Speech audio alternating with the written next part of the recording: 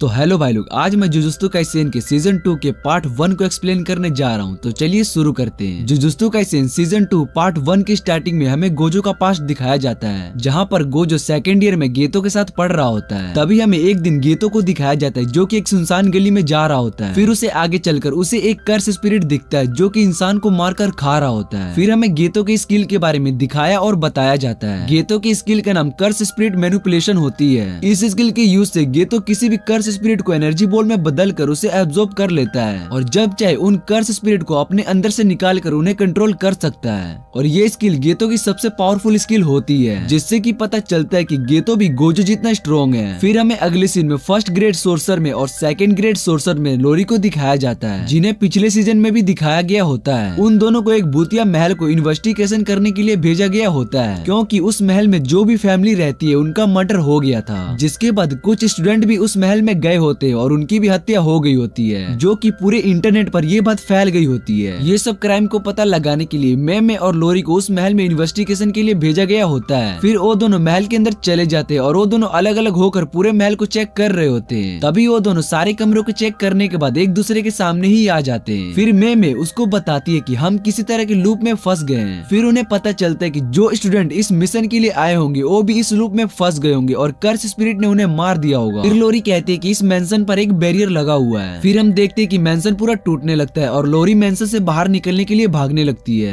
तभी बैरियर टूट जाता है और लोरी को बाहर गोजो खड़ा दिखाई देता है और पूरा का पूरा मेंशन खत्म हो चुका होता है। फिर मेमे और लोरी को पता चलता है कि जब वो दोनों मेंशन के अंदर फंसे हुए होते हैं तब इन्हें बैरियर के अंदर टाइम का पता नहीं चल रहा होता है। फिर गोजो कहता है कि तुम दोनों 2 दिन से यहाँ पर फंसे हुए हो, जिस कारण स्कूल ने मुझे और गेतो को तुम्हें ढूंढने के लिए भेजा है। उसके बाद गोजो लोरी का बहुत ही मजाक उड़ाता है, जिससे कि लोरी बहुत ही ज्यादा गुस्सा होने लगती है। तभी लोरी के पीछे एक बड़ा सा कर्स मोस्टर आ जाता है, जिसके बाद गेतो भी एक बड़ा सा मोस्टर निकालता है जो कि उस बड़े कर्स को निकल जाता है। फिर गेतो भी लोरी का मजाक उड़ाने लगता है, जिस पर लोरी और भी ज्यादा गुस्सा हो जाती है। फिर तभी वहाँ पर एक और स्टूडेंट आ जाती है जिसका नाम शोको होता है, जिसे देखकर लोरी बहुत ही ज्यादा खुश हो जाती है और उसको जोर से हग कर लेती है। तभी मैं कहती है कि अगर हम 2 दिन से यहाँ पर फंसे हुए तो मैं इसका ज्यादा फीस चार्ज कर सकती हूँ। फिर वो गोजो से पूछती है कि तुमने कर्टन लगा दिया है ना, जिस पर वो सभी चुप हो जाते हैं क्योंकि गोजो कर्टन लगाना भूल गया होता है। तभी हमें अगले सीन में टीचर गए से खूब डांट पड़ती है। फिर गेतो और सो को बताते कि वो गोजो जो कर्टेन लगाना भूल गया था। फिर टीचर यागा उसे पनिश करते हैं। तभी अगले सीन में गोजो और बाकी स्टूडेंट्स बास्केटबॉल खेलते हुए दिखते हैं, जहाँ पर गोजो कहता है कि हमें कर्टेन लगाने की कोई जरूरत नहीं है क्योंकि इंसान कर्स को नहीं देख सकता है और ये कमजोर इंसानों का बचाने का काम कितना मुश्किल होता है। जिस पर गेतो कहता है कि हमारा काम ही आम इंसानों को बचाना है, जिस पर उन दोनों में काफी बहस हो जाती है और वो दोनों लड़ने लगते हैं। तभी गेतो एक स्पिरिट को निकालता है और कहता है कि चलो बाहर जाके फाइट करते हैं। तभी टीचर यागा वहाँ पर जाते हैं और हम देखते हैं कि गेतो और गोजो दोनों साथ में एक्सरसाइज करने लगते हैं। तभी टीचर यागा कहते हैं कि मैं तुम दोनों को एक मिशन पर भेज रहा हूँ, उसमें उन्हें एक वेसल को ठीक ठाक यहाँ पर लाना है क्योंकि उस वेसल के पीछे 2 ग्रुप पड़े हुए हैं। तभी गोजो और गेतो उस वेसल को लाने के लिए चले जाते हैं। तभी वो दोनों उसी होटल में आ जाते हैं जिसमें वेसल होती है। फिर गेतो होटल के अंदर चला जाता है और गोजो होटल के बाहर पहरा दे रहा होता है और वो दोनों फोन कॉल पर बात कर रहे होते हैं। फिर गोजो कहता है कि टेंशन की कोई बात नहीं क्योंकि हम दोनों बहुत ही स्ट्रॉन्ग हैं। जिस पर गेतो कहता है कि इतना ओवर कॉन्फिडेंस अच्छा नहीं, तुम्हें सीनियर की रिस्पेक्ट करनी चाहिए। तभी होटल में एक बहुत ही बड़ा ब्लास्ट होता है और वो लड़की जो कि वेसल होती है वो बिल्डिंग से नीचे गिर रही होती है। तभी हमें गेतो दिखाई देता है जो कि ब्लास्ट से बचने के लिए एक स्पिरिट को शील्ड की तरह यूज करता है। तभी गोजो उस लड़की को बिल्डिंग से गिरते हुए देख लेता है और अपने एक उड़ने वाले कर्स स्पिरिट की मदद से उस लड़की को बचा लेता है। और फिर हमें पता लगता है कि ये ब्लास्ट क्यू ग्रुप के मेंबर से करवाया गया होता है। इधर दूसरी तरफ एक सोल्जर गोजो पर बहुत सारे वेपन से अटैक कर देता है, पर गोजो अपनी शील्ड से उन सभी को रोक देता है। तभी वो सोल्जर कहता है कि मैं तुम्हें जानता हूँ क्योंकि उसने गोजो के बारे में बहुत कुछ सुना होता है। तभी वो गोजो को फाइट करने के लिए चैलेंज कर देता है, जिस पर गोजो कहता है कि मैं तुम्हें तब तक नहीं मारूंगा जब तक तुम मुझसे रहम की भीख नहीं मांगोगे। तभी हम बिल्डिंग में 2 लोगों को बात करते हुए देखते हैं। तभी उनमें से कोंग कहता है कि हमारे पास कर्स स्पिरिट नहीं है, पर हमारे पास बहुत सारा पैसा है जिससे कि वो बहुत सारे कॉन्ट्रैक्ट किलर को हायर कर सकते हैं और उस कॉन्ट्रैक्ट किलर का नाम फुजीगिरो होता है। फिर हम देखते हैं कि गेतो अपने रूम में चाय बनाकर पी रहा होता है और रिको और उसकी केयर टेकर सोफे पर बेहोश पड़ी होती है और गेतो उस आदमी को अपने स्पिरिट की मदद से पकड़ लेता है जिसने ये ब्लास्ट किया होता है और वो गेतो को कहता है कि वो उसे छोड़ देगा, पर गेतो ऐसा दिखाता है कि उसने उसकी बात सुनी ही नहीं, जिस पर वो बहुत ही ज्यादा गुस्सा हो जाता है। फिर वो गेतो से कहता है कि यहाँ पर हमारा सबसे स्ट्रॉन्ग मेंबर भी आया हुआ है। तभी गेतो के फोन पर एक फोटो आती है जिसे गेतो उस आदमी को दिखाता है और वो आदमी उस फोटो को देखकर हैरान हो जाता है क्योंकि उस फोटो में उसके सबसे स्ट्रॉन्ग मेंबर को गोजो ने पकड़ रखा था।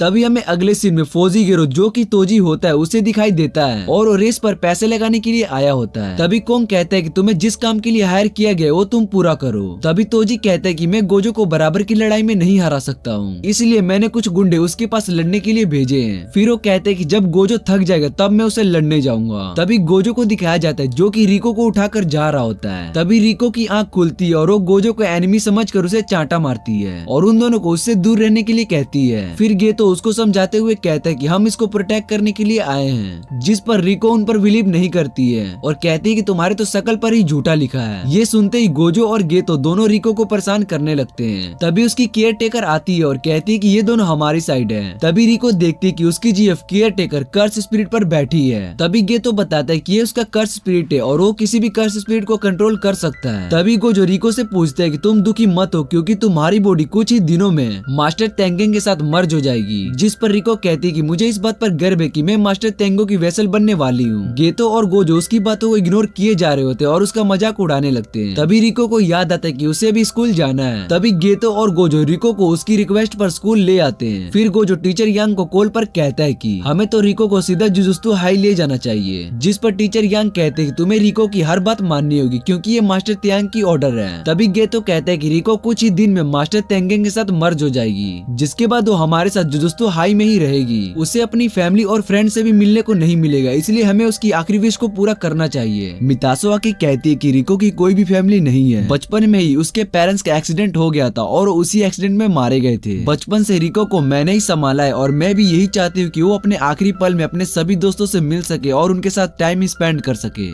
तभी गोजो गेतो से पूछता है कि तुम्हारी कर्स स्पिरिट कहाँ है जिसे तुमने रिको की सिक्योरिटी के लिए भेजा था। फिर गेतो चेक करके बताता है कि हमें जल्दी से रिको के पास जाना होगा क्योंकि मेरे कर्स स्पिरिट में से 2 को किसी ने मार दिया है। अगले सीन में हमें तोजी को दिखाया जाता है जो कि टीवी पर रेस देख रहा होता है। उसने कोंग को कहकर रियो के ऊपर बाउंटी भी लगवा दिया होता है जिससे कि जो भी उसे मारेगा उसे बहुत सारे पैसे मिलेंगे। इसलिए बहुत सारे कर्स स्पिरिट रिको को मारने के लिए आए होते हैं। फिर गेतो उन सभी कर्स स्पिरिट को ढूंढने के लिए चला जाता है और गोजो मिसातो और रिको को ढूंढने चला जाता है। दूसरी तरफ कोंग तोजी को बताता है कि रिको अभी भी स्कूल में ही है और ये भी कहता है कि अगर तुमसे पहले किसी ने उसे मार दिया तो बाउंटी का सारा पैसा उसे ही मिलेगा। फिर उसके बाद कोंग तोजी से कहता है कि तुम्हें हायर करने से अच्छा मैं पहले ही रिको पर बाउंटी रख देता, जिससे कि कोई तो पैसों के लिए रिको को मार देता। जिसके बाद तोजी बताता है कि अभी उसके साथ गोजो है और 100 साल में वो पहला है जिसके पास लिमिटलेस और 6S दोनों टेक्निक है। जब तक गोजो उस लड़की के साथ है उसे कोई भी नहीं हरा सकता है। फिर वो कोंग से कहते हैं कि वो बाउंटी को 48 घंटे तक चलने दे और बाद में सारा पैसा उसको ट्रांसफर कर दे। इतना कह कर वो कॉल कट कर देता है। और इधर स्कूल में गेतो का सामना भी एक ओल्ड मैन से होता है और उसके पास भी 2 कर्स स्पिरिट होते हैं। फिर गेतो उस ओल्ड मैन को देखकर समझ जाता है कि वो भी जुजुत्सु हाई से है। फिर गेतो भी अपने 2 छोटे कर्स स्पिरिट को बुलाता है, जिसे देखकर ओल्ड मैन समझ जाता है कि इसके पास भी कर्स टेक्निक है। पर ओल्ड मैन सोचता है कि मैं इसे हरा सकता हूँ क्योंकि ये अभी यंग है और इसके पास एक्सपीरियंस भी कम होगा। इतने में गेतो एक बड़ा सा कर्स स्पिरिट निकालता है जो कि उस ओल्ड मैन को निकल जाता है। फिर गेतो वहाँ से जाने लगता है। तभी वो ओल्ड मैन साइड से आकर गेतो पर अटैक करता है, पर उस ओल्ड मैन का एक डॉग दिखाई देता है। जिसके बाद हम उस ओल्ड मैन के पास्ट में जाते हैं जिसमें उसे कोई भी प्यार नहीं करता था क्योंकि वो कर्स स्पिरिट को देख सकता था। सिर्फ वो डॉग ही उसे प्यार करता था। फिर उसे याद आता है कि उसे मरे हुए तो 50 साल हो गए हैं। फिर जब वो उस लूप से बाहर आता है तो गेतो उसे बहुत ही मारता है क्योंकि वो कॉम्बैट में बहुत ही स्ट्रॉन्ग होता है। फिर गेतो उस ओल्ड मैन से पूछता है कि तुम किस ग्रुप से हो और दूसरी ओर गोजो सीधा रिको की क्लास में चला जाता है, जिसे देख सभी लड़कियां देखी जा रही होती है क्योंकि वो बहुत ही हैंडसम होता है। जिस पर रिको बहाना बना देती है और वो उसको बताती है कि उसका कजन है। फिर सभी लड़कियां गोजो को उसका गिलास निकालने के लिए कहती है और गोजो भी उन सभी को पोज देने लगता है। तभी वहाँ पर टीचर आ जाती है और वो भी गोजो को चुपचाप अपना नंबर देने लगती है। इतने में गोजो रिको को लेकर वहाँ से भाग जाता है, जिसे देखकर सभी लड़कियां गुस्सा हो जाती हैं। फिर गोजो रिको से कहता है कि अभी हम जुजुत्सु हाई जा रहे हैं क्योंकि अगर वहाँ पर किसी ने तुम पर अटैक कर दिया तो तुम्हारे फ्रेंड्स भी खतरे में पड़ जाएंगे। तभी वहाँ पर एक और कर्स यूजर आ जाता है जिसने अपने सर पर एक बैग को पहना होता है और वो रिको को देख रहा होता है। फिर वो कहता है कि इस लड़की को मारने पर 30 मिलियन मिलेंगे। फिर इतने में वहाँ पर मिसातो आ जाती है और उस कर्स स्पिरिट को हरा देती है। तभी वहाँ पर गेतो आ जाता है और उस ओल्ड मैन से पता चल जाता है कि रिको के ऊपर 30 मिलियन का बाउंटी लगा हुआ है और उसकी टाइमलाइन कल सुबह 11 बजे तक है और ये सब बातें वो गोजो को अपने फोन पर बता रहा होता है। और दूसरी तरफ गोजो को उस कर्स यूजर ने 4 क्लोन से घेर लिया होता है और उस पर अटैक करने लगते हैं, जिसे गोजो बड़े आराम से सभी क्लोन को हरा देता है। इस कर्स स्पिरिट का यही स्किल होता है कि वो अपने क्लोन बना सकता है। उसके बाद गोजो उस मेन कर्स को ढूंढ रहा होता है जो कि क्लोन बना रहा होता है और वो उसे ढूंढ लेता है, जिस पर वो कर्स गोजो से पूछते हैं कि तुमने मुझे कैसे ढूंढ लिया, जिस पर गोजो कहता है कि मेरी आंखें बहुत ही अच्छी है। फिर वो कर्स स्पिरिट अपनी टेक्निक एक्सप्लेन करता है। फिर उसके बाद कर्स वहाँ से भागने लगता है, जिस पर गोजो अपनी टेक्निक का यूज करता है जिससे कि वो और कर्स यूजर दोनों एक जगह पर खींचे चले जाते हैं। फिर गोजो उस कर्स स्पिरिट को एक पंच में ही हरा देता है। रिको गोजो की पावर को देखकर हैरान हो जाती है। तभी रिको के फोन पर एक फोटो आती है जिसमें मिसातो को किसी ने किडनैप कर लिया होता है। इसके बाद गेतो कहता है कि सारी गलती मेरी है, मुझे इसे अकेला नहीं छोड़ना था, मुझे भी पता था कि सभी दुश्मन उसे किडनैप करके ले जाएंगे। इधर गोजो सोचने लगता है कि अब वो हमें ब्लैकमेल करेंगे और कहेंगे कि अगर मितासो जिंदा चाहिए तो रिके को हमें दे दो।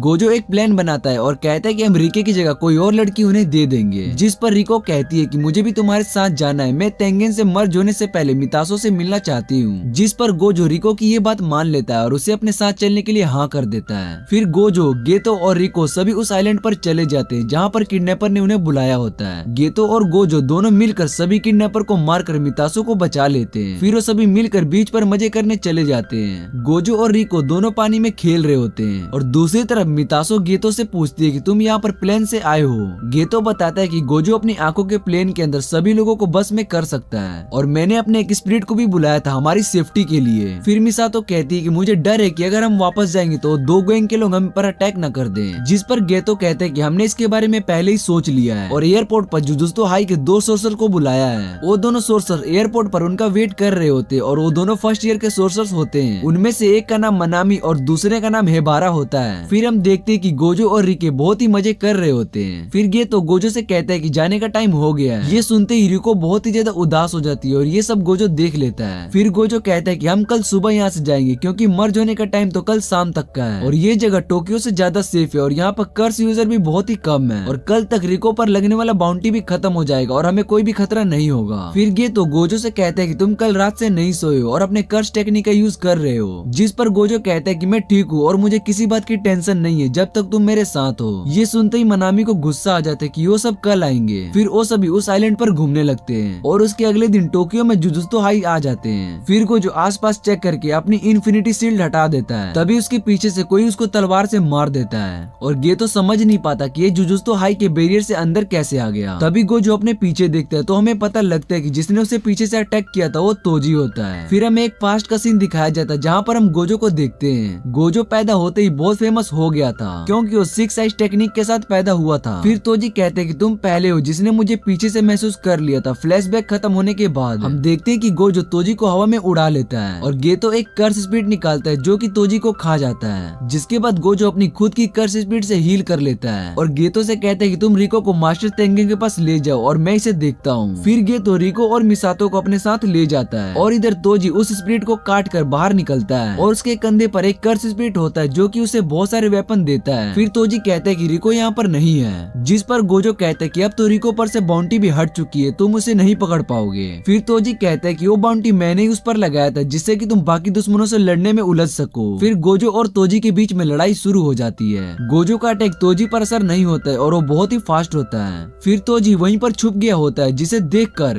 गोजो अपनी टेक्निक कर्स ब्लू का यूज करता है और अपने आसपास की सभी चीजों को तबाह कर देता है जिससे कि तोजी छिप न सके। तभी गोजो पर बहुत सारे मोस्टर अटैक कर देते हैं, जिसे बचने के लिए गोजो अपनी टेक्निक का यूज कर ही रहा होता है। इतने में तोजी उसके पीछे आ जाता है और उस पर अपने एक रेयर वेपन से अटैक करता है। उसकी इन्फिनिटी शील्ड को तोड़कर गोजो के गर्दन पर एक वेपन से अटैक करता है और उसकी पूरी बॉडी को बीच से काट देता है और उसके पैरों पे अटैक करने के बाद उसके सिर पर अटैक करके वहाँ से जाने लगता है। जिसके बाद हम देखते हैं कि गोजो जमीन पर मरा हुआ पड़ा हुआ दिखाई देता है और दूसरी तरफ गेतो मितासो और रिको को जुजुत्सु हाई के सबसे निचले वाले हिस्से में ले आता है जहाँ पर मास्टर तेंग होते हैं। फिर रिको मितासो को हग करके गुड बाय करती है, जिसके बाद गेतो रिको को मेन हॉल में ले आता है जहाँ पर मास्टर तेंगेंग होते हैं। फिर गेतो कहता है कि यहाँ पर एक बैरियर लगा हुआ है जिसमें सिर्फ वही लोग जा सकते हैं जिन्हें मास्टर तेंगेंग चाहे। फिर वो रिको को कहता है कि तुम चाहो तो मैं तुम्हें वापस ले जा सकता हूँ, जिसे सुनकर वो हैरान हो जाती है। फिर हम देखते हैं कि टीचर यागा उन्हें बताते हैं कि बॉडी मर्ज होने के बाद उस आदमी की मौत हो जाएगी जो बॉडी मर्ज करेगा।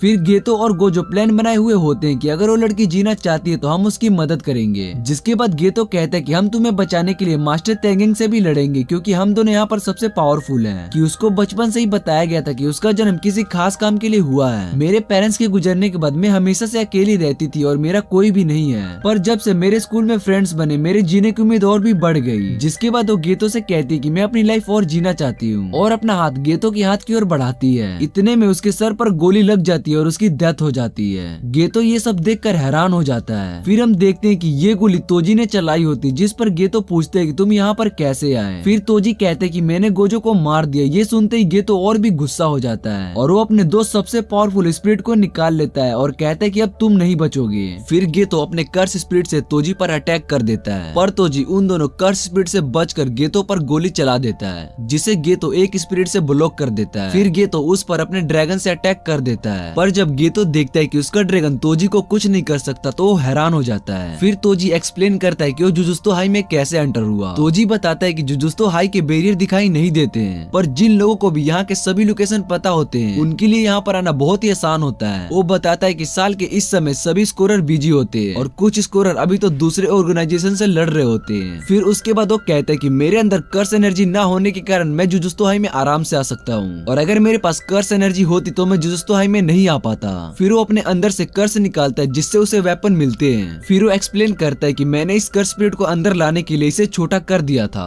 और इस कर्स स्पिरिट को निगल गया, जिससे कि बैरियर कर्स स्पिरिट को डिटेक्ट नहीं कर पाया और मैं आराम से जुजुत्सु हाई के अंदर आ गया। फिर गेतो को सारी बात समझ आ गई और वो समझ गया कि तोजी हेवनली स्किल के साथ पैदा हुआ है, जिसके अंदर 5 सेंस होते हैं और वो अपनी सेंस की मदद से हमारा पीछा कर सकता है। फिर गेतो उससे पूछता है कि तुम्हें रास्ते में मितासो मिली होगी, जिस पर तोजी कहता है कि मैंने उसे भी मार दिया। फिर गेतो उस पर ड्रैगन और बहुत सारे कर्स से अटैक कर देता है, पर तोजी उसके ड्रैगन को अपने कटाना से काट देता है, जिसे देख गेतो बहुत ही ज्यादा हैरान हो जाता है क्योंकि वो कर्स ड्रैगन उसका सबसे पावरफुल कर्स था, जिसे तोजी ने बड़े ही आराम से मार दिया। फिर गेतो का एक दूसरा पावरफुल स्पिरिट तोजी को अपने डोमेन में फंसा लेता है और उस पर अपने ब्लड से अटैक करता है, पर तोजी अपने उस रेयर वेपन का यूज करके उस स्पिरिट के डोमेन और उसे भी काट देता है। तभी गेतो तोजी के पीछे आ जाता है और उसके कर्स स्पिरिट को ऑब्जर्व करने लगता है, जिससे कि तोजी को और वेपन ना मिल पाए, जिससे कि वो टॉम पर आकर गिर जाता है और गेतो बहुत ही बुरी तरह घायल हो जाता है। फिर तोजी उसे मारने से पहले सोचता है कि अगर ये आम स्कोरर होता तो मैं इसे कब का मार दिया होता, पर ये कर्स स्पिरिट स्कोरर है, अगर मैं इसे मार दूं तो इसके बहुत सारे कर्स स्पिरिट रिलीज हो जाएंगे, इसलिए वो इतना बड़ा रिस्क नहीं ले सकता था। इस वजह से वो गेतो को वहाँ पर छोड़कर चला जाता है और रिको की बॉडी को टाइम वेसल ग्रुप के प्रेसिडेंट के पास लेके चला जाता है, जिसे देख प्रेसिडेंट बहुत ही खुश हो जाते हैं और तोजी से कहते कि तुमने बहुत ही अच्छा काम किया, मैं तुम्हें इस काम के और भी पैसे दूंगा। फिर प्रेसिडेंट कहते कि जुजुत्सु स्कोरर की खोज मास्टर तेंगेंग ने ही की थी और रिलीजियस लोग और स्कोरर की आपस में नहीं बनती थी, तभी टाइम वेसल ग्रुप का जन्म हुआ और हम नहीं चाहते थे कि मास्टर तेंगेंग की बॉडी किसी आम इंसान से मर्ज हो, इसलिए उन्होंने तोजी को हायर किया ताकि वो रिको को मार दे और इसके बाद जो भी अंजाम होगा वो देख लेंगे, चाहे इसके लिए मास्टर तेंगेंग खुद ही आउट ऑफ कंट्रोल होकर इंसानों पर ही खतरा क्यों न बन जाए। इतना कहकर प्रेसिडेंट रिको की बॉडी को लेकर चले जाते हैं। फिर तोजी और कोंग दोनों के बाहर आने के बाद हमें पता चलता है कि मितासो का किडनैप तोजी ने किया था और कोंग को कहते हैं कि इसे दूर ले जाके मार दे। फिर कोंग का आइडिया होता है कि मितासो को जिंदा रखने का, जिससे कि वो मितासो पर रिसर्च कर पाए और सभी टेंशन से फ्री हो जाए और इसका प्लान काम कर जाए। फिर तोजी पूछते हैं कि तुम मितासो को उस आइलैंड पर कैसे ले गए, अगर तुम उसे ट्रांसपोर्ट के रास्ते भेजते तो तुम सिक्योरिटी के हाथों पकड़े जाते। जिस पर कोंग कहता है कि प्रेसिडेंट के पास एक प्राइवेट प्लेन है जिसमें मैंने मितासो को उस आइलैंड पर ले गया। इसके बाद तोजी से कहते हैं कि चलो इस महंगे रेस्टोरेंट में खाना खाते हैं, पर कोंग वहाँ से ये कहते हुए चला जाता है कि अब वो तोजी से तभी मिलेगा जब उसे काम होगा। फिर वो वहाँ से चला जाता है। अब तोजी भी यहाँ से जाने वाला होता है, तभी उसे रास्ते में गोजो दिखाई देता है, जिसे देखकर वो बहुत ही हैरान हो जाता है। फिर गोजो एक्सप्लेन करता है कि जब उसने उसकी गर्दन पर अटैक किया था तब उसने अपनी सारी पावर का यूज रिवर्स कर्स टेक्निक पर कर दिया था, जिससे कि वो हील हो गया और ये पहली बार होता है कि जब गोजो ने रिवर्स कर्स टेक्निक का यूज करता है। फिर वो तोजी से कहते हैं कि तुम्हारी एक गलती की वजह से मैं जिंदा हूँ। वो बताता है कि अगर तोजी ने उसकी सर बॉडी से अलग कर दी होती तो वो मर चुका होता, पर उसने ऐसा नहीं किया। फिर गोजो जोर जोर से हंसने लगता है। तभी गोजो कहता है कि असली फाइट तो अब शुरू हुई है और गोजो पर अपने सारे रेयर वेपन से अटैक करता है, पर इससे गोजो उसके अटैक से बच जाता है और ठीक उसके पीछे चला जाता है और उसे अपनी कर्स टेक्निक रेड से दूर फेंक देता है और गोजो भी हवा में तैर और हंस रहा होता है, जिसे देखकर तोजी कहता है कि ये तो एक मॉन्स्टर है। फिर तोजी दोबारा से खड़ा होता है और उसे अब पता होता है कि गोजो के पास अब 3 टेक्निक है, पहली इन्फिनिटी शील्ड, दूसरी कर्स टेक्निक ब्लू और तीसरी कर्स टेक्निक रेड, जिसका सामना वो कर सकता है। फिर तोजी अपने इन्वर्टर स्पेसर को दूसरे वेपन से जोड़ देता है जब वो गोजो की आंख को देखता है तब उसे डर लगता है, पर वो भी गोजो को मारने के लिए रेडी हो जाता है। वो लगातार अपने स्पेसर से गोजो पर अटैक करता है, जिससे कि गोजो आसानी से बच जाता है। फिर गोजो कहते हैं कि तुम ज़ेनन क्लैन से हो, इसलिए तुम लिमिटलेस टेक्निक के बारे में सब कुछ जानते हो, पर हमारे गोजो क्लैन में भी कुछ टेक्निक है जो कि कुछ ही लोगों को मालूम है। फिर गोजो रेड और ब्लू को जोड़कर कस्ट टेक्निक पर्पल बनाता है और कहते हैं कि इस अटैक के सामने जो कोई भी होता है वो खत्म हो जाता है। और गोजो इस टेक्निक का यूज तोजी पर करता है, जिससे कि तोजी की आधी बॉडी कट जाती है। अब तोजी की हार हो चुकी होती है। फिर उसे समझ में आता है कि उसे गोजो से नहीं लड़ना चाहिए था। वो अपने ज़ेनन क्लैन को साबित करना चाहता था, जिससे उसे निकाल गया था कि वो भी बहुत ही स्ट्रॉन्ग है। फिर गोजो तोजी के पास आता है और कहते हैं कि तुम्हारे लास्ट वर्ड क्या है, जिस पर तोजी कहता है कि मेरा 2 साल का बेटा है जिसका नाम मेगुमी है, उसे कुछ दिनों में ज़ेनन क्लैन को बेच दिया जाएगा, जिसके बाद वो जो चाहे वो कर सकते हैं। तभी हमें गेतो दिखता है, जिसके सामने वही कर्स स्पिरिट होता है जो कि तोजी के पास होता है। फिर गेतो जैसे ही अंदर जाता है तो उसे गोजो दिखाई देता है, जो कि रिको की बॉडी को अपने हाथों में पकड़कर खड़ा होता है। उसे गोजो कुछ चेंज दिखाई देता है। फिर गेतो बताता है कि मुझे शोको ने अपने टेक्निक से हील कर दिया था, जिसके बाद मैं सीधा यहाँ पर आया।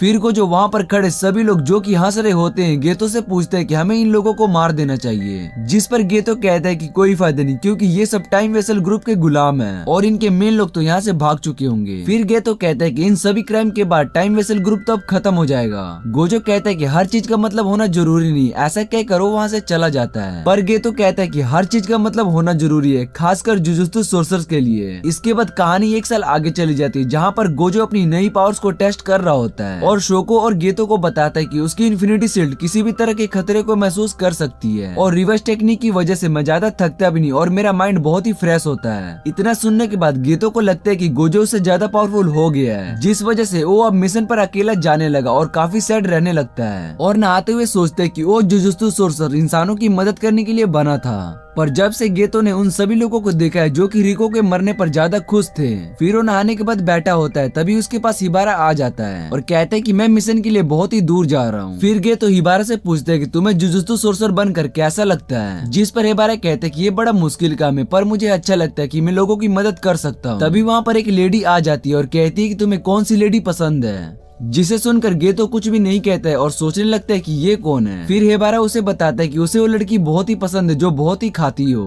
फिर हेबारा वहाँ से चला जाता है और वो लेडी गेतो के पास बैठ जाती है और उससे दोबारा वही पूछती है कि तुम्हें कौन सी लड़की पसंद है। फिर गेतो उसे पूछते है कि तुम कौन हो, जिस पर वो लड़की कहती है कि मैं स्पेशल ग्रेड सोर्सर यूकी हूँ। फिर गेतो को याद आता है कि इस सोर्सर का जुजुत्सु हाई से कोई लेने देना नहीं है और वो मिशन पर भी अकेली जाती है। यूकी गेतो से कहती है कि जुजुत्सु हाई सिर्फ बीमारी का इलाज करते हैं, पर मैं चाहती हूँ कि इस बीमारी को ही खत्म कर दूं। जिस पर यूकी बताती है कि वो इस दुनिया के सभी कर्स स्पिरिट को ही खत्म कर देना चाहती है। जैसा कि हमें पता है कि कर्स स्पिरिट इंसानों की नेगेटिव सोच की वजह से आते हैं और वो स्ट्रॉन्ग होते हैं। फिर यूकी कहते हैं कि उसे एक ऐसा इंसान मिला था जिस पर कोई भी कर्स स्पिरिट काम नहीं करती थी, उसका नाम तोजी होता है। वो उसे स्टडी करना चाहती थी, हालांकि वो मर चुका होता है। फिर गेतो कहता है कि हमें सभी इंसानों को मार देना चाहिए। तब यूकी उसे समझाते कि इंसानों को मारना सबसे आसान है, पर इससे सब इंसान सोर्सर बनने लगेंगे, इसलिए मुझे लगता है कि उन्हें मारना ठीक नहीं होगा। फिर गेतो कहते हैं कि हाँ तुम तो इंसानों को प्रोटेक्ट करती हो। फिर जब यूकी अपने बाइक पर बैठकर वहाँ से जा रही होती है, तभी वो गेतो को कहती है कि उससे दोस्ती कर लेनी चाहिए, क्योंकि आगे चलकर गोजो और वो दोनों ही स्पेशल ग्रेड सोर्सर बनने वाले। तभी हम देखते हैं कि गेतो सीधा डेड बॉडी रूम में एक बॉडी को देख रहा होता है और वो बॉडी हेबारा की होती है, जिस पर गोजो एक्सप्लेन करता है कि हेबारा को सेकंड रेट कर्स स्पिरिट को खत्म करने के लिए भेजा गया था, पर वो कर्स स्पिरिट फर्स्ट रेट का हो गया और हेबारा को मार दिया। फिर गोजो गेतो से कहते हैं कि तुम आराम करो, बाकी के मिशन पर मैं जाकर उसे पूरा कर देता हूँ। फिर 1 मंथ बाद गेतो मिशन पर जाता है। उस मिशन के अंदर उसे एक गांव में कर्स स्पिरिट को मारना होता है, क्योंकि उस गांव के कुछ लोगों को कर्स स्पिरिट ने मार दिया होता है। फिर गेतो उन सभी कर्स स्पिरिट को खत्म करने के बाद देखते हैं कि वहाँ पर एक छोटी सी लड़की को कैद किया गया होता है। वो दोनों लड़कियां भी सोर्सर होती है, जिस पर गेतो समझ जाता है इन दोनों का उस कर्स से कोई भी लेने देना नहीं है, इसलिए वो उसे छोड़ दे। जिस पर गाँव वाले उसकी बात को नहीं मानते और कहते कि हम इन्हें मार देंगे,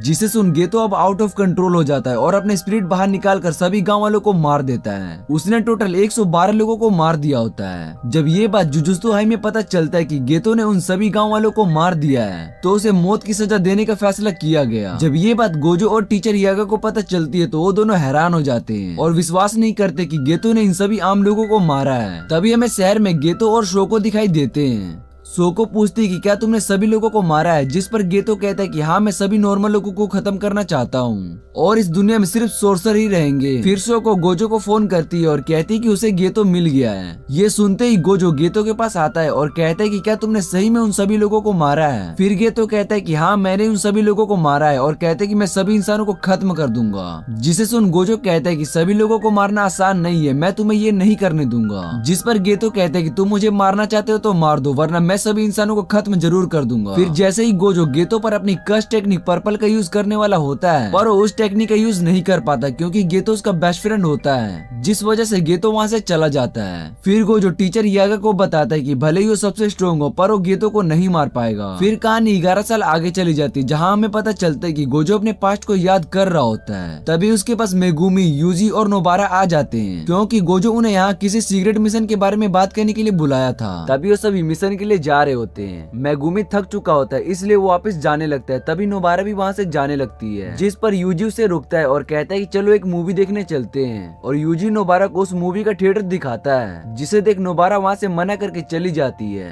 फिर हम देखते हैं कि यूजी को एक लड़की देख रही होती है। फिर हम मे को देखते हैं जो कि क्योतो के प्रिंसिपल के पास कुछ स्टूडेंट को रैंक बढ़ाने के लिए वहाँ पर आई होती है। मे कहती है कि पांडा, नोबारा, मेगुमी और यूजी का रैंक बढ़ाकर उसे फर्स्ट ग्रेड बना दे। फिर प्रिंसिपल कहते कि ये सब इतना आसान नहीं है, इसलिए पहले उन्हें फर्स्ट ग्रेड के स्टूडेंट के साथ मिलकर मिशन पूरा करना होगा और उसके बाद उन सभी को अकेले अकेले एक फर्स्ट ग्रेड मिशन पर जाना होगा। फिर डिसाइड किया जाएगा कि उन्हें फर्स्ट ग्रेड की रैंक देना चाहिए या फिर नहीं। फिर हम देखते हैं कि मे और तोड़ो दोनों टेबल टेनिस खेल रहे होते हैं। तोड़ी बोलते हैं कि एक बार यूं ही मिशन से वापस आ जाएगा, फिर मैं उसके साथ मिशन पर जाऊंगा। जिस पर मे बताती है कि जितने भी स्टूडेंट की सिफारिश है हम उनके साथ मिशन पर नहीं जा सकते हैं। जिसे सुन तोड़ो शौक हो जाता है और मे मैच जीत कर वहाँ से चली जाती है। दूसरी तरफ हम नोबारा को देखते हैं, जिसके पीछे वाली लड़की होती है जो कि कुछ देर पहले यूजी को देख रही थी। वो लड़की नोबारा से कहती कि क्या तुम यूजी के बारे में बता सकती हो। उस लड़की का नाम यूको होता है। फिर वो दोनों कॉफी शॉप में बैठकर बातें करते हैं। वो बताती कि वो यूजी को पसंद करती है, पर उस समय उसमें हिम्मत नहीं थी कि वो उसे ये बोल सके। फिर ये सुनकर नोबारा हैरान हो जाती है और मेगुमी को फोन कर बुलाती है क्योंकि मेगुमी यूजी को उससे ज्यादा जानता है। फिर यूको नोबारा से पूछती कि क्या तुम भी यूजी को पसंद करती हो, जिस पर वो सीधा मना कर देती है। तभी वहाँ पर मेगुमी आ जाता है। फिर नोबारा मेगुमी से पूछने लगती है कि यूजी की कोई गर्लफ्रेंड भी है, जिस पर मेगुमी कहते हैं कि यूजी सिंगल है और उसके रूम में एक मॉडल की फोटो लगी हुई है। फिर वो मेगुमी से पूछती है कि यूजी को किस तरह की लड़की पसंद है। फिर मेगुमी बताता है कि मुझे यूजी ने एक बार बताया था कि उसे लंबी लड़की पसंद है। ये सुनते ही नोबारा और यूको खुश हो जाते हैं। तभी वहाँ पर यूजी आ जाता है, जिसे देख रिको सोचने लगती है कि यूजी उसे पहचान पाएगा। यूजी यूको को पहचान लेता है और बताता है कि मुझे यूको की हैंड राइटिंग बहुत ही पसंद थी। तभी हमें एक फ्लैशबैक दिखाया जाता है जहाँ पर यूजी से उसके दोस्त पूछते हैं कि उसे किस तरह की लड़की पसंद है, जिस पर यूजी बताता है कि उसे यूको पसंद है क्योंकि उसे उसकी हैंड राइटिंग बहुत ही अच्छी लगती थी। ये सुनते ही यूजी के दोस्त उस पर हंसने लगते हैं और उसका मजाक उड़ाने लगते हैं कि यूको तो बहुत ही मोटी है। और ये सब यूको सुन लेती है। यूको को लड़कों में सिर्फ यूजी ही पसंद था, बाकी सब लड़कों से वो नफरत करती थी। फिर फ्लैशबैक खत्म हो जाता है और यूको और यूजी साथ में घूम रहे होते हैं, पर यूको यूजी को अपने दिल की बात नहीं बता पाती है क्योंकि वो नहीं चाहती थी कि यूजी उसे नए लुक की वजह से पसंद करे।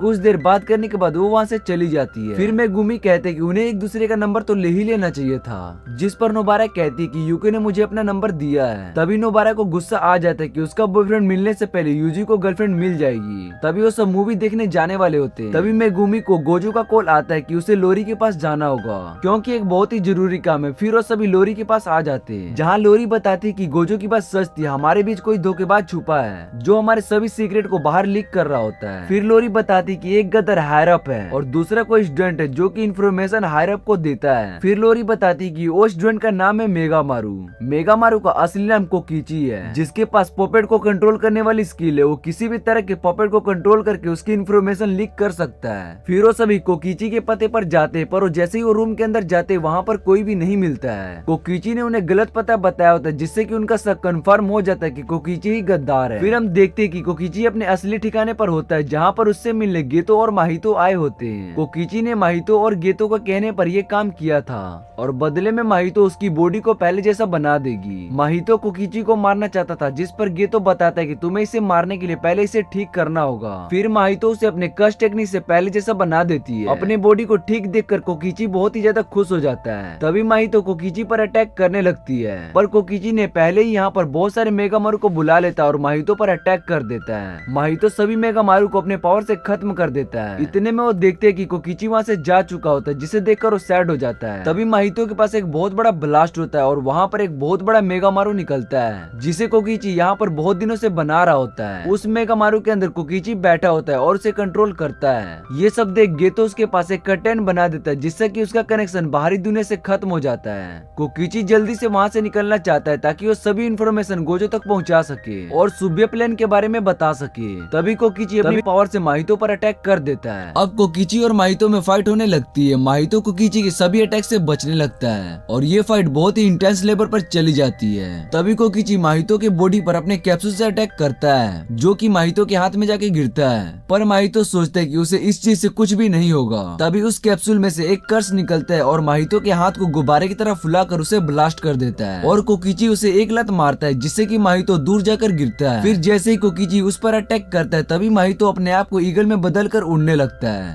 जिसे देख कोकिची हैरान हो जाता है कि माहितो ने अपने हाथ को इतनी जल्दी कैसे हील कर लिया। फिर कोकिची उस पर अपने लेजर बीम से अटैक करता है। गेतो ये सब वहीं पर खड़ा होकर देख रहा होता है और एंजॉय करता है। वो लेजर अपने टारगेट पर लगने के बाद ही ब्लास्ट होती है, जिससे बचने के लिए माहितो बहुत सारे जानवरों में बदल कर जंगल में भागने लगता है और वो बीम उसका पीछा नहीं छोड़ती है। तभी माहितो उस मेगामारू पर चढ़ जाता है और अपने हाथ को ब्लेड में बदल कर उसकी सभी वायर को काट देता है, जिससे कि मेगामारू का कंट्रोल खराब हो जाता है और उसके सभी लेजर भी मेगामारू के पीछे आकर ब्लास्ट हो जाते हैं। पर कोकिची फिर से माहितो का एक पंच मारता है, जिससे कि वो दूर जाकर गिरता है। फिर कोकिची उस पर फिर से कैप्सूल डोमेन से अटैक करने जाता है। तभी माहितो अपने डोमेन का यूज करके अपने बड़े हाथों से मेगामारू को नीचे गिरा देता है और वो उस पर अपने डोमेन से अटैक करता है, जिससे कि उसे लगता है कि अब कोकिची मर चुका होगा। पर कोकिची अभी भी मेगामारू के अंदर जिंदा था। उसने अपने आप को जिंदा रखने के लिए शैडो डोमेन टेक्निक का यूज किया था, जिसे उसने मीवा को यूज करते हुए सीख लिया था। तभी वो अपनी शैडो डोमेन एक्सपेंशन का यूज करता है और माहितो को उसमें फंसा कर ब्लास्ट कर देता है, जिससे कि माहितो की पूरी बॉडी ब्लास्ट हो जाती है। और ये सब देखकर गेतो बहुत ही खुश हो जाता है और वो कोकिची की शैडो डोमेन टेक्निक को देखकर बहुत ही इंप्रेस हो जाता है। अब कोकिची को बस गेतो को मारना था, जिसके बाद वो सभी दोस्तों से मिल सकेगा। उसके पास अभी भी एक डोमेन बाकी था और 9 साल की एनर्जी के कारण वो सोचता है कि मैं इस गेतो को आराम से हरा दूंगा। तभी उसके पूरे मेगामारू के अंदर माहितो घुस जाता है और मेगामारू को खत्म कर देता है। माहितो को जिंदा देख कोकिची को यकीन नहीं हो रहा था कि वो उसके शैडो डोमेन से बच गया।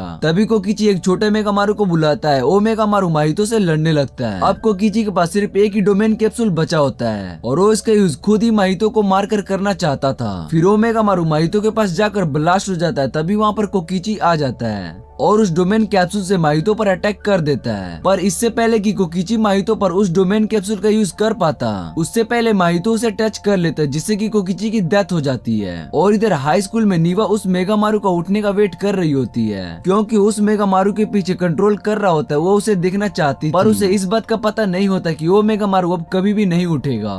वो हमेशा सोया ही रहेगा, क्योंकि कोकिची जो कि मेगामारू को कंट्रोल कर रहा होता है, अब उसकी डेथ हो चुकी है। तभी हम गेतो और माहितो को देखते हैं। गेतो माहितो से कहता है कि ये फाइट तो बहुत ही खतरनाक थी, जिस पर माहितो बताता है कि ज्यादा नहीं। फिर वो बताता है कि जब उसे कैप्सूल लगा था तो उसने उस कैप्सूल के असर से पहले ही बॉडी को ब्लास्ट कर लिया था और डोमेन को हटा लिया था, जिससे कि कोकिची को लगे कि मैं मर चुका हूँ। अब वो दोनों सुबह इवेंट के लिए रेडी थे, जो कि अब से 10 दिन बाद होने वाला था। अब कहानी 10 दिन आगे चली जाती है और डेट 31 अक्टूबर होता है और आज होलविन भी होता है। आज के दिन लोग सड़कों पर कस्ट्यूम पहनकर बाहर निकलते हैं और आज के दिन बहुत ही ज्यादा भीड़ होती है। तभी वहाँ पर 40 मीटर के एरिया में कर्टेन लगाया जाता है और सभी लोगों को उस कर्टेन में रहने के लिए कहा जाता है, जब तक कि गोजो वहाँ पर नहीं आ जाता है। फिर हम देखते हैं कि कोई चीज सभी लोगों को अपनी ओर खींच रही होती है और कर्टेन के सभी ओर जुजुत्सु सोर्सर को लगा दिया जाता है। टोक्यो मेट्रो स्टेशन पर हम मनामी, मेगुमो और टोकामा को देखते हैं। फिर क्योटाका बताता है कि हम सभी सोर्सर कर्टेन के बाहर जा सकते हैं, पर हम लोग कर्टेन के बाहर नहीं जा सकते और कर्टेन के अंदर किसी भी तरह का सिग्नल नहीं होता, जिससे कि वो फोन पर किसी से भी बात नहीं कर पाएंगे। फिर काटुमा मेगुमी को बताता है कि सिग्नल ब्लॉक कर्टेन का साइड इफेक्ट होता है, पर ये सब बातें मेगुमी को नहीं पता थी। फिर टाकुमा मेगुमी को बताता है कि सिग्नल ब्लॉक भी कर्टेन साइड इफेक्ट होता है, पर ये सब बातें मेगुमी को पता थी। फिर मनामी पूछती है कि अब गोजो क्या करेगा। दूसरी तरफ हम माकी नोबारा और माओबिटो जैन को देखते हैं, जो कि स्पेशल ग्रेड 1 सोर्सर और जैन फैमिली का हेड होता है। फिर नया बेटो की मैनेजर उन्हें बताते कि ये कर्टेन बहुत ही ज्यादा स्ट्रॉन्ग है जिसने भी ये कर्टन बनाया होगा उसे मारने से ये कर्टन टूट सकता है। जिस पर माकी कहती कि ये कर्टन क्या हमें तोड़ना है, जिस पर अकारी कहती कि बिल्कुल भी नहीं, तुम बस यहाँ पर खड़े होकर इस पर नजर रखनी है। सुबह के साउथ में हम पांडा और कुसाकाबे को देखते हैं। कुसाकाबे एक 1 ग्रेड सोर्सर के साथ टीचर भी होता है। फिर कुसाकाबे बताता है कि इन सभी के पीछे वही होगा जिसने जुजुत्सु हाई पर अटैक किया था। जुजुत्सु हाई के हायर ने ये डिसाइड किया कि कर्टेन के अंदर सिर्फ गोजो ही जाएगा और दुश्मनों को खत्म करेगा। हम सभी को बस बाहर नजर रखनी है ताकि गोजो से कोई भी दुश्मन बचकर भागने की कोशिश करे तो हम उसे मार पाएंगे। ये सभी यहाँ पर स्टैंड बाय पर रहेंगे और दूसरी तरफ मेमे की टीम खड़ी है। फिर पांडा कहते कि अगर कोई सोर्सर मरेगा तो उसे दुख होगा, पर कोई आम लोग मरेगा तो उसे कोई भी फर्क नहीं पड़ेगा। जिस पर कुसाकाबे पांडा को बताता कि ये सब पिछली बार की डीमन परेड से अलग है, क्योंकि इन सभी चीजों के बारे में लोगों को नहीं बताया गया था, इसलिए जुजुत्सु हायर ने सही डिसीजन लिया है। और वैसे भी मैंने कर्टेन के अंदर देखा सभी लोग डरे हुए हैं और बाकी उन पर किसी भी तरह का अटैक नहीं हुआ है। फिर कुसाकाबे कहते हैं कि मुझे इसके अंदर भी नहीं जाना है, क्योंकि उसको लगता है कि अंडरग्राउंड कुछ स्पेशल कर्स स्पीड भी छुपे हुए हैं। तभी हम देखते हैं कि जो लोग कर्टेन के अंदर होते हैं वो लगातार गोजो को बुलाने की डिमांड कर रहे होते हैं। हालांकि उसमें से कई लोगों को गोजो के बारे में तो पता भी नहीं है और इनके फोन में सिग्नल भी नहीं आ रहा होता है। तभी ठीक 7:31 पर गोजो कर्टेन के अंदर आता है। फिर जैसे ही गोजो कर्टेन के अंदर जाता है तो उसे उसके अंदर कुछ स्पिरिट महसूस हो रहे होते हैं, जिससे कि वो समझ जाता है कि वहाँ पर कुछ तो गड़बड़ है। फिर हम यूजी को मेमे के साथ देखते हैं। मेमे के साथ उसका भाई भी आया होता है जिसका नाम यूई होता है। वो मेमे का बड़ा सा वेपन पकड़ कर रखता है। फिर यूजी कहते हैं कि हम गोजो की मदद करने के लिए कर्टन के अंदर क्यों नहीं जा रहे हैं। तभी मेमे के फोन पर मैसेज आता है कि सुबह में एक और जगह कर्टन लगाया गया और उन्हें उसी जगह पर जाना है। इधर गोजो टोक्यो मेट्रो स्टेशन पर आ जाता है, जहाँ पर उसका सामना गोजो, होनामी और चोजो से होता है। जिस पर गोजो कहता है कि पिछली बार की तरह तुम भाग मत जाना। जिस पर जोगो कहता है कि भागने की जरूरत तो तुम्हें होने वाली है। इधर यूजी और मेमे को बताया जाता है कि गोजो के अंदर जाने के बाद वहाँ पर एक कर्टन लगाया गया है, जहाँ पर कर्स स्पिरिट लोगों को मार रहे हैं और कर्स में बदल रहे हैं। फिर मेमे अपने क्रॉस अंदर चेक करने के लिए भेजती है। जैसे ही यूजी अंदर जाने के लिए कहता है तो मेमे अपने फोन में यूजी को प्लेटफॉर्म 5 फ्लोर बताती है और कहती है कि यहाँ पर कर्टन बिछ गया है और फ्लोर 5 और 4 में सभी के सभी कर्स स्पिरिट है जो कि इंसानों को मार रहे हैं। फिर वो कहती है कि जो क्रॉस मैंने भेजे थे उसे 2nd फ्लोर पर किसी ने मार दिया है, इसका मतलब 2nd फ्लोर भी कर्स स्पिरिट है। फिर मेमे अपने भाई के साथ फ्लोर 4 पर चली जाती है इंसानों को बचाने के लिए और यूजी 2nd फ्लोर पर गया होता है माहितो को ढूंढकर मारने के लिए। फिर जैसे ही यूजी 2nd फ्लोर पर जाता है तो उसे वहाँ पर टिड्डा कर्स स्पिरिट दिखाई देता है जो कि एक इंसान के सर को खा रहा होता है। फिर यूजी को लगता है कि किसी ने कर्टन बनाया होगा। तभी वो देखते है कि उसके पीछे कर्स जैसा कोई ऑब्जेक्ट है जिसको प्रोटेक्ट करने के लिए इस कर्स को भेजा गया है। फिर यूजी उस कर्स से लड़ता है और उसे मार कर ऑब्जेक्ट तोड़ देता है, जिससे कि बाहर वाला कर्टन खत्म हो जाता है। उधर दूसरी तरफ में भी 4th फ्लोर पर सभी कर्स वुमेन्स को मार देती है और यूजी का वेट कर रही होती है जिससे कि वो दोनों मिलकर 5th फ्लोर पर जाएंगे। इधर माहितो को भी पता चल जाता है कि उसका कर्स मर चुका है। फिर वो वहाँ गोजो को मारने के लिए चला जाता है। तभी मेमे और यूजी 5th फ्लोर पर जाते हैं, पर उन्हें आने में वहाँ पर देर हो जाती है क्योंकि उन्हें वहाँ पर एक लड़की के अलावा और कोई भी नहीं दिखता है। फिर यूजी उस लड़की के पास आता है और पूछता है कि यहाँ पर क्या हो रहा है, जिस पर वो लड़की शॉक हो जाती है। तभी हम गोजो की फाइट वाले सीन को देखते हैं जहाँ पर होनामी सभी गेट को बंद कर रही होती है जिससे कि गोजो वहाँ से भाग न जाए। जिस पर गोजो कहता है कि इसकी कोई जरूरत नहीं है, मैं यहाँ से भागने वाला नहीं हूँ, क्योंकि मैं यहाँ से अगर भाग गया तो तुम सभी इंसानों को मार दोगे।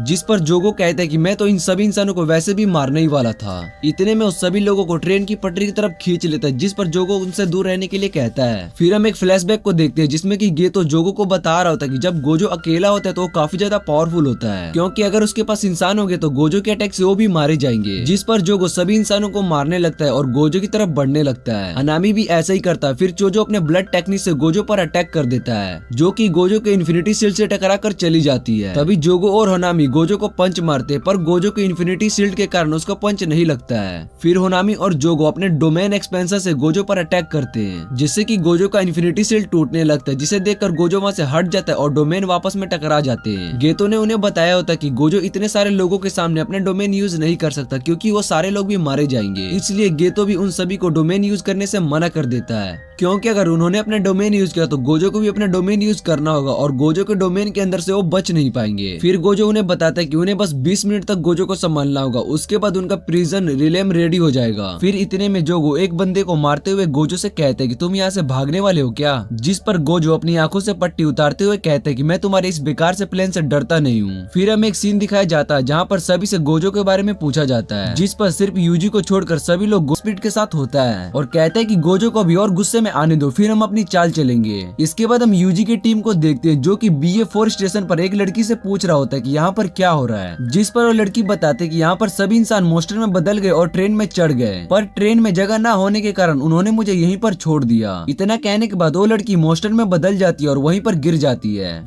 फिर हम देखते हैं कि ट्रेन BA5 स्टेशन पर पहुंच गया होता है, जिसे देख गोजो बहुत ही ज्यादा हैरान हो जाता है। तभी सब लोग सोचते हैं कि अब हम इस ट्रेन में बैठकर यहाँ से जा सकते हैं, पर जैसे ही ट्रेन का डोर खुलता है उसमें से काफी ज्यादा मोस्टर बाहर निकलते हैं और इंसानों को मारकर खाने लगते हैं। फिर उस ट्रेन से बस इतने लोगों को मरता देख एक जगह पर खड़ा हो गया था। तभी चोगो गोजो पर अटैक करता है, पर गोजो उसका हाथ पकड़ लेता है, जिस वजह से जोगो अपना हाथ वहीं पर छोड़कर भाग जाता है। उसे इन सभी इंसानों की मौत से कोई भी फर्क नहीं पड़ता है, तभी इसलिए शायद वो अपना डोमेन यूज नहीं करेगा। तभी वो तीनों गोजो की तरफ देखकर हैरान हो जाते हैं, क्योंकि गोजो अपने डोमेन को यूज करने जा रहा होता है। सभी लोग कुछ टाइम के लिए वहाँ पर जम जाते हैं। गोजो बहुत ही ज्यादा हैरान हो जाता है और सोचने लगता है कि ये जिंदा कैसे हो सकता है, क्योंकि एक साल पहले गोजो ने खुद गेतो को अपने हाथ से मारा होता है। अब गोजो के लिए में 1 मिनट हो जाता है, क्योंकि गोजो की 6 आई टेक्निक के कारण उसका 1 मिनट बहुत ही तेजी से चल रहा होता है और वो प्रिज्म रिलिम गोजो को बुरी तरह से जकड़ लेता है। गोजो उससे निकलने की पूरी कोशिश करता है, पर वो ना ही हिल पाता है और ना ही अपनी टेक्निक का यूज कर पा रहा होता है। तभी गोजो गेतो से पूछते हैं कि तुम कौन हो, क्यों,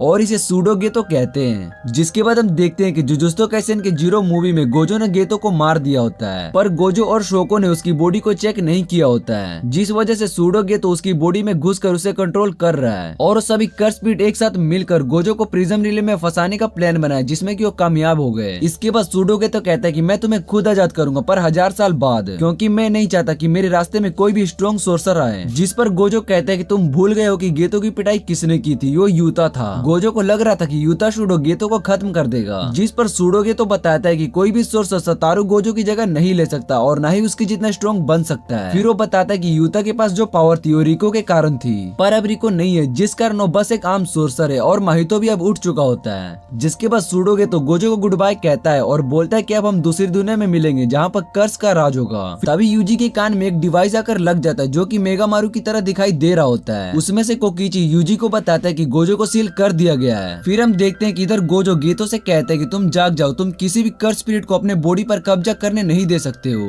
जिसके बाद गेतो का हाथ हिलता है और अपना गला दबाने लगता है, जिसे देखकर सूडो गेतो हंसने लगता है और कहता है कि ये तो पहली बार हुआ है। फिर वो इसके बाद गोजो के मरने के बाद जापान में सभी इंसानों को सबसे ज्यादा खतरा है। इसके बाद टकुमा उन दोनों के साथ कटेन को काटने के लिए चला जाता है और कहता है कि हम गोजो को बचा लेंगे। और ये पार्ट यहीं पर खत्म हो जाता है। तो मिलते हैं अगले पार्ट में।